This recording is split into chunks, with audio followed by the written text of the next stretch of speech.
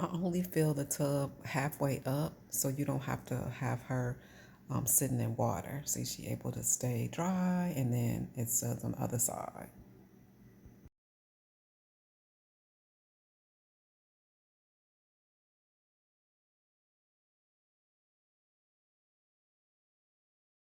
I love using the shampoo brush on her. This is a great item to have too.